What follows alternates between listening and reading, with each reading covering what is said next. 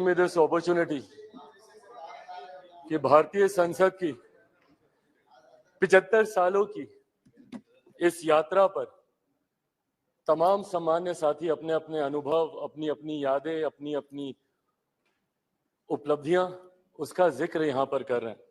मुझे लगता है सर, एक दिन कुछ घंटे इन 75 सालों की यात्रा को समअप करके बताने के लिए बहुत कम है, पर मैं बधाई दूंगा जिस तरीके से आज हमारे प्रधानमंत्री आदरणीय नरेंद्र मोदी जी ने इतने कम समय में इतने खूबसूरत शब्दों के साथ जिस तरीके से इस 75 साल की यात्रा के बारे में उन्होंने पूरा बखान किया, जहां हमारे देश के प्रधानमंत्रियों के योगदान से लेकर इस संसद को चलाने में छोटे से छोटे कर्मचारी के योगदान तक की उन्होंने सराहना की, उनको भी उन्होंने सम्मान देने का काम किया। मीडिया के हमारे साथियों का भी उन्होंने जिक्र किया।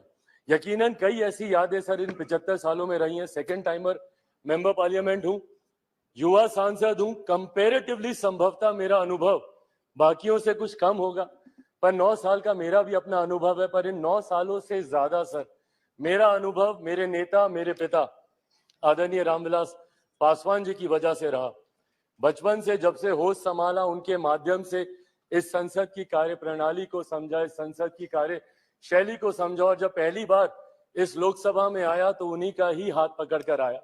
आज जब हम लोग नई संसद में जा रहे हैं तो यकीनन कई ऐसी यादें कौंधती हैं और यकीनन एक भावुक क्षण है। महसूस होता है कि जिस जगह पर मुझे मेरे पिता लेकर आए थे, आज एक नई यात्रा की ओर हम लोग जा रहे हैं। पर प्रधानमंत्री जी ने भी उसको भी बहुत खूबसूरती से बताया कि ये हम जैसे जो आज की तारीख में इस लोकसभा में मौजूद है, इस संसद में मौजूद है, राज्यसभा के भी सदस्य, हम लोग ले ये गर्व का लम्हा है, जहां एक तरफ हम लोग इतिहास के भी हम लोग साक्षी रहे हैं, वहीं एक नई ऊर्जा के साथ भविष्य की भी ओर हम लोग जा रहे हैं। तो कड़ी बनने का सौभाग्य हम लोग को मिला इतिहास और भविष्य के बीच, जो यकीनन मौजूद यहाँ पे तमाम सांसदों के लिए एक गर्व की अनुभूति कराता है। सर, आज जब हम लोग यहाँ पर मौजूद हैं, यकीनन हर राजनीतिक दल के पास अपने अपने एजेंडे हैं, और एजेंडे हैं इसीलिए वो राजनीतिक दल है।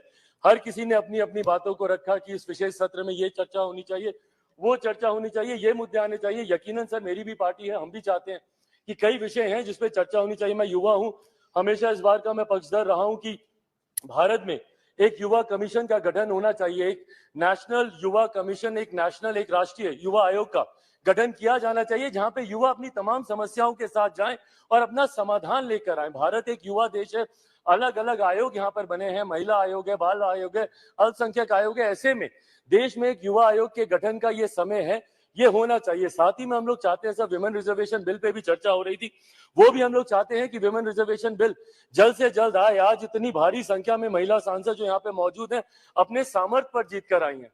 ऐसे में इनको किसी के सहारे की जरूरत नहीं है, बट विमेन रिजर्वेशन बिल आने से जरूर और बल मिलेगा और ताकत मिलेगी, उसका भी हम लोग समर्थन करते हैं। और साथ ही में लंबे समय से हम लोग की मांग रही है एक इंडियन जुडिशियल सर्विसेज को लेकर।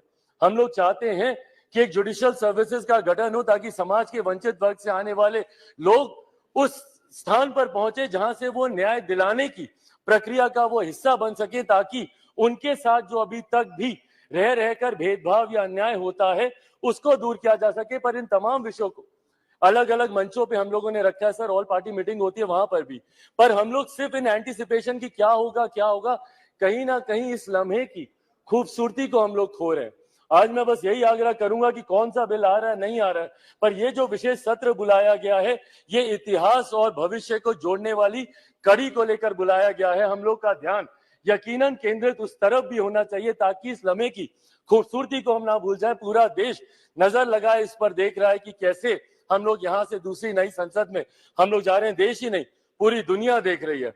और आज सर, जब डॉक्टर बाबा साहेब भीमराव अंबेडकर जी के बनाए हुए संविधान के आधार पर जिस तरीके से भारतीय संसद के 75 सालों का इतिहास रहा है, मैं उम्मीद ही नहीं पूरे विश्वास के साथ ये कह सकता हूं कि हमारे मौजूदा प्रधानमंत्री आदरणीय नरेंद्र मोदी जी के नेतृत्व में डॉक्टर बाबा साहेब भीमराव अंबेडकर जी के बनाए हुए संविधान के आधार पर ही हम लोग एक विकसित देश की हम लोग नींव रखने जा रहे हैं। और जो लक्ष्य है 2047 में विकसित देश के निर्माण का, उस लक्ष्य को हम लोग नई संसद से हम लोग जरूर अचीव कर पाएंगे।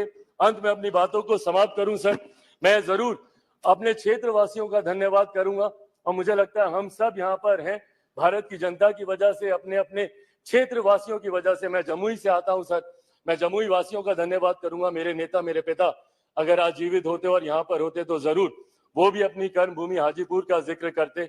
मैं पूरे अपने प्रदेश बिहार का और देशवासियों का धन्यवाद करूंगा जिन्होंने भारतीय संसद को इतना सशक्त, इतना मजबूत बनाया कि आज जब दुनिया भर के राष्ट्रीय अध्यक्ष आते हैं तो वो G20 जैसे इतने भव्य आयोजन को देखकर, जो हमारे प्रधानमंत्री जी के नेतृत्व में किया गया, उसको देखकर देश ही नहीं पूरी दुनिया बढ़ते विकसित भारत के बढ़ते कदमों की सराहना करती है।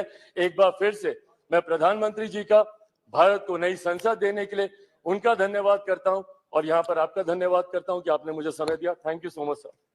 धन्यवाद। Next speaker Shri E.T. Mohammed Basheer. Sir, thank you very much. Sir, it gives me immense pleasure in participating in this discussion pertaining to the